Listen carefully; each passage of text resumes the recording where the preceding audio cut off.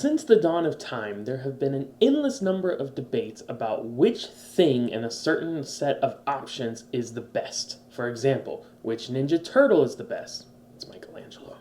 Or which Looney Tunes cartoon is the best? Meep Meep. Or Charizard or Blastoise? Not Venusaur. Now there's another debate that has raged on for years in the cruise community. That's what we're going to talk about today.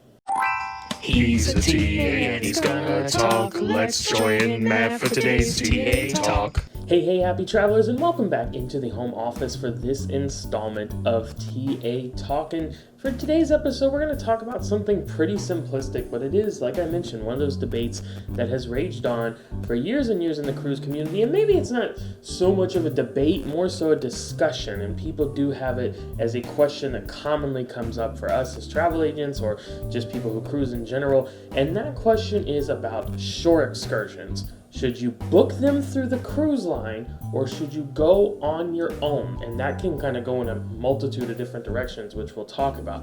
But that is the essential debate. Should you just stay true, book with the cruise line, have everything in-house, or should you find some other way to do it on your own? So we're going to talk about the pros and cons of each of those, kind of help give you the guided direction of which way you should choose for the shore excursions for your upcoming cruise. So let's start with the easier, I think, of the two options to discuss, and that is booking direct with your cruise line, whether that's Royal Caribbean, Carnival, Norwegian, Disney Cruise Line, Virgin Voyages. They call their shore things. Disney calls theirs port adventures, but they're all sort of the same thing. It's the shore excursions. It's the things you go and do when you're in port at your different ports of call during your cruise. And when you book with the cruise line, I think it's the easier one to discuss because I think the pros and the cons are much more evident and much simpler. There's not as many really to discuss because really what it boils down to, when you book a shore excursion with the cruise line, the biggest pro, the biggest good thing, the positive, is that you are guaranteed to not miss the ship. So what do we mean by that? Ships are only in ports of call for certain amounts of time, and when it gets past a certain point in time, they have to go. They will not wait any longer. But if you're booked on a shore excursion that was booked through the cruise line, they will wait for you. Or at the very least, if worst comes to worst, push comes to shove, they will get you caught up with the cruise ship in some form or fashion. Usually though, it's just having to wait for you to show up. So that's the biggest pro, and that's why most people who book direct with the cruise line for their shore excursions do so, is because they want that peace of mind that they do not have to worry about being late getting back to the cruise ship. They are guaranteed to get there. They are guaranteed to get back on board. No worries, no stress. Now on the opposite side of that, the biggest con, negative, with booking your shore excursion with the cruise line is usually cost. And there are a couple other little ones, but that's the biggest one, is that it typically costs more money to book the shore excursion direct with the cruise line. Now you do have to give that some consideration because sometimes you will look at the same excursion through the cruise line and direct on your own, direct with that vendor or third party, whatever it is, and it will be more expensive on the surface with the cruise line. But sometimes that also includes transportation to and from the area that activity or that tour or whatever it is taking place, while the other one does not, and you would be responsible for that on your own. Now, to be honest, most of the times the price discrepancy is large enough that even paying for your own transportation will still net you more money kept in your pocket and not going out by going out on your own or through a third party or whatever, than direct with the cruise line. But it is something to keep in mind. You want to break that down. Read what's included for the description of the shore excursion with the cruise line. Does it have transportation? Does it have meals? Does it have souvenir photos or something like that? Also included that you would not be getting on your own or with a third party. You really want to factor all of those things into the cost. Something important I do want to point out though that I see as a big misconception. People think that when they book a shore excursion through the cruise line is the one who is providing and putting on that tour, and that is almost never the case. Now, it's different when you're talking about private islands, but when you're talking about standard ports of call like Cozumel, Mexico, for example, if you book something through the cruise line, they are actually just booking you through a tour provider in that area. And oftentimes you can just go through that same tour provider that the cruise line would be using to go out on your own. So just to kind of like a point of clarification, because I see a lot of people getting that wrong. Royal Caribbean or Carnival or whoever it is, they're typically not the ones actually doing the tour. They are just getting you organized and set up, or getting you to the point that that tour provider, that vendor who works in the area, then takes over and begins offering you that experience. So just something to keep in mind, a little point of reference there I see a lot of people getting mixed up on. So that's the breakdown on booking with the cruise line. Like I said, pretty straightforward. There's really not too much to get into with the benefits or the downsides of doing so. I think there's more to discuss when you're talking about booking on your own, or even just going off on your own. It's pretty straightforward to begin with what the pros and the cons are, because they're kind of the opposite of what the pros and cons were for booking direct through the cruise line, right? So the number one benefit is that it's typically going to cost less money. You are not going to have to pay as much because the cruise lines are doing an upcharge for making it simplistic for you and easy to access, easy to book, all those things. So that's number one right off the bat. And then of course the biggest con or potential disadvantage with booking on your own or going out on your own is that you are not guaranteed to get back to the ship on time. Now, there is a little bit of an asterisk with that, in that if you book with certain third-party providers, third-party vendors, they do actually have some of their own built-in guarantees. So for example, Cruise Planners, who we are travel agents with, has a company called Shore Excursion Group that we provide a third-party alternative of shore excursions with. You can book through those. They all come under our agency, blah, blah, blah. They have their own guarantee. They've never had anyone miss the ship, but if they did, they would get you caught back up or pay for you to get caught back up or reimburse you in some manner. So other vendors can have their own kind of guarantees, their own kind of policies regarding that. But obviously nothing is superior to or even equal to the cruise line themselves saying, hey, we'll keep the ship parked here for you until your tour returns, or we will get you caught up, or whatever it might be. So that's definitely the biggest disadvantage, is you have to have a lot more time management and a lot more trust that you are going to get back to that cruise ship on time. With that said, that is a deal breaker for most people. Most people, this is vacation. This is their time off from work. This is their hard-earned money being spent, and they do not want that to go to waste in any shape, form, or fashion. They don't want to stress. They don't want to worry, and I totally get that. So most people will choose to book their shore excursions direct with the cruise line, and it's also very easy to do. You go on the cruise line's website or on their mobile app, and they've got every offering that they have right there. You just book it. It's all under your account. It really is a streamlined process. So with that said, though, I do want you to think about some other things when you're talking about potentially going off on your own or booking on your own. It's not just being able to save money. You can actually have a lot better experience, and we've encountered this numerous times. For one, you're typically not going to be in anywhere near as large of a group on your own or, direct with a third party, whatever it is, than you would be with going through the cruise line, because everyone who wants to do that type of excursion with the cruise line, you're all going to be bunched together, you're all going to be in a big group. Now that's not necessarily a bad thing. That can give people a lot of peace of mind and comfort and stress-free, knowing that they're traveling with a big group. They feel safe, they feel secure, they know these other people are going to be going where they're going, you all need to get back to the same place, that sort of thing. But if it's something that you don't want to be waiting in line for, so maybe like a zip line, or you're going to slide down some waterfalls or something like that, or even if it's some kind of demonstration like a salsa making class or whatever, having more of a one-on-one or 1-on-2 or 3 versus 1-on-10 kind of instruction may be more beneficial and maybe more enjoyable to you. And you can also kind of take that in mind when you're talking about going off on your own. So just to clarify what I'm saying by that, I don't mean booking with a shore excursion provider on your own or direct with them. I'm talking about you don't actually have an excursion. You're just going to go off and explore on your own. That can be very frightening and intimidating for a lot of people.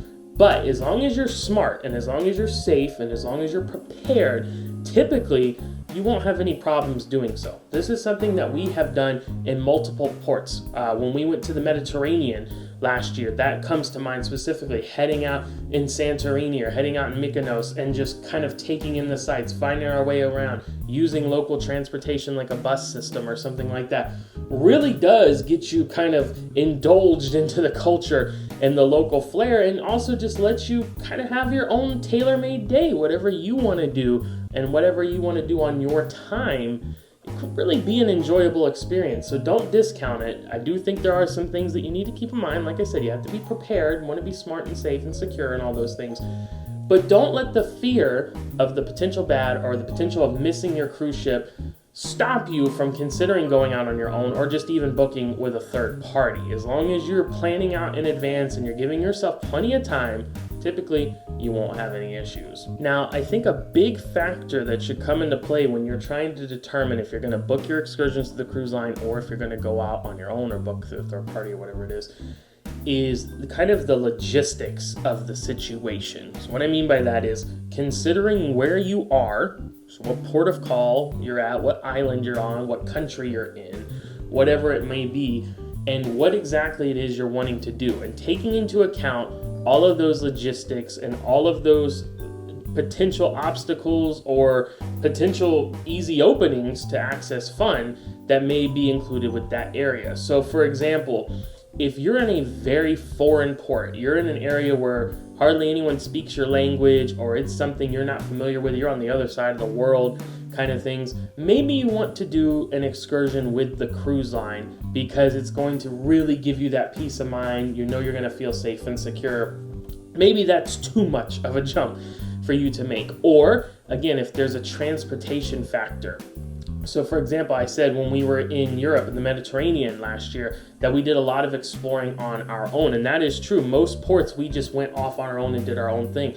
The exception was Athens, because the ship doesn't dock in Athens. You have to then take a motor coach or some other form of transportation to actually get to the city. So for that day, we did an excursion through the cruise line because the transportation was included and we didn't have to worry about it. That was a worthwhile choice to us in that regard. So that could be some considerations with that, but it can also swing the other way. The best example I can give is Hawaii. We just did our first ever Hawaii cruise, and it was really nice because obviously Hawaii is one of the 50 US states, and they have the same driving laws and setups that we do here on the mainland. So it was really nice just being able to go out to each port in the different islands, rent a car for the day because we had our whole family with us, and just drive to these different destinations that we wanted to see, like going out to Waimea Canyon or heading out and seeing certain waterfalls in Hilo or whatever it might have been. We were able to go into Volcanoes National Park. We could go on our own time and our own schedule and see exactly what we wanted to see, go to the different areas that we wanted to go to, and do it at our pace. And it was self-contained in our vehicle with our family, not a bunch of other people packed onto a van or a bus. Because we had the same driving laws, there wasn't any stress there. It was very easy just to go and rent a car and drive just like I normally would here in Florida. So you take into those different considerations. Same with Alaska, right? It would be easy to drive there just like it was in Hawaii. So depending on the logistics, depending on the infrastructure of the place you're visiting, can really guide you into whether you want to stick with the cruise line or feel more comfortable venturing out on your own. So with all of that said, the question that we always get is, which is better? Is it better to book with the cruise line, or is it better to just go off on my own? And the answer I've kind of given you, it's not really a simple answer. It really just depends. How comfortable do you feel? How prepared are you? How much peace of mind do you need that you're going to be back on the ship? How much do you want to be on your own or in a small group? How much are you okay being with a larger group? Figuring out all those different questions, and it should vary from port to port, island to island, country to country, but taking into account all of those different things, figuring out, looking at what options the cruise line has that you might not see. There's something you want to do in that area that they don't have, that you can get out on your own, and so you need to do that. And considering what offerings they have, all of those different things. You have to go through all of those factors, filter them out, talk them amongst your travel party, or if you're traveling by yourself, do your own consideration, your own logistical breakdown, and think what's going to be best for you for each individual port. It does not have to be a blanket statement answer. It can vary. It can be moldable. It can be like an amoeba. It changes shapes depending on the situation. But I will encourage you, like I said, be smart, be safe, be prepared, but don't be afraid to go out and explore on your own. Some of our best memories and some of our best adventures out in ports have been doing that. Having said that, we've also had some fantastic experiences going through the cruise line. So just be adaptable, be flexible, and enjoy yourself. All right, so that's going to end our main topic discussion for today, but I'm very happy to say that Spider-Man Potato Head is back, swinging in with this week's mailbag. So we have started getting some more questions, and we really appreciate that. Please keep sending those. I would love to keep doing the mailbag. Probably going to make it more like a question of the week kind of thing, just to make sure we have enough to spread the love. And as always, if you have any suggestions on future topics for TA Talk videos you would like to see me cover, please feel free to leave those as well. So with that said, let me pop out Mr. Potato Head Spider-Man here with this week's question, which is coming from KSESA1010, client and friend of the channel. The question comes from YouTube. When you leave the ship for the day in port, so good, this is what we're talking about, right? It's actually kind of in line with that. Is there kind of like a preferred method of payment that we would recommend for either safety reasons or just whatever? So credit card, debit card, cash, that kind of thing. So typically what we do, and this varies from port to port, again, just like what kind of shore excursion you're going to do, it varies from port to port.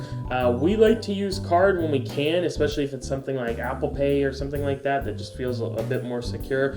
It's just easier to do that, especially because we're actually using credit cards, not debit cards. That term gets thrown around and interchanged a lot, but I find that if your debit card gets compromised, that can take money right out of your account, and that can be harder to deal with, whereas a credit card, you can typically just flag it as fraud, and then they will just cancel out the charges and you don't have to worry about that. So we like to use card when we can, just for ease of convenience and not having to rely so much on cash, something that you could lose. But we definitely recommend carrying cash with you. A lot of places that you're going to go to on cruises, because most people watching this, the cruises you're going to go on are to the Bahamas and the Caribbean and stuff like that. So most of those ports will take US cash without issue. Now, when we went to Europe, some places took credit card. We did get some euros out of the ATM to use there. And I do recommend just a variance. If you can use a card and you have the setup to where there's no foreign transaction fees or anything like that, or it's worth it to you, then maybe just doing that. But definitely having some cash on hand, because some places will not be able to take any kind of electronic payment. So it's always good to have some of that. All right, friends, that's going to do it for this installment of the TA Talk. Thank you as always for joining me, and I can't wait to see you for the next one. I will remind you that, of course, we are travel agents. Our service is always completely free to you. We never charge any fees or costs whatsoever, so you don't have to pay us anything, and we're there to help you.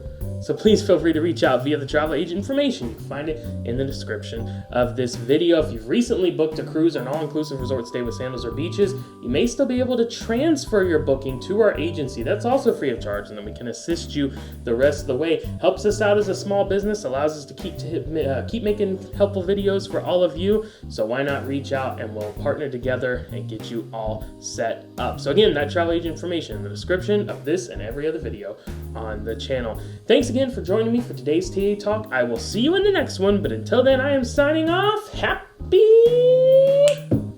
travels.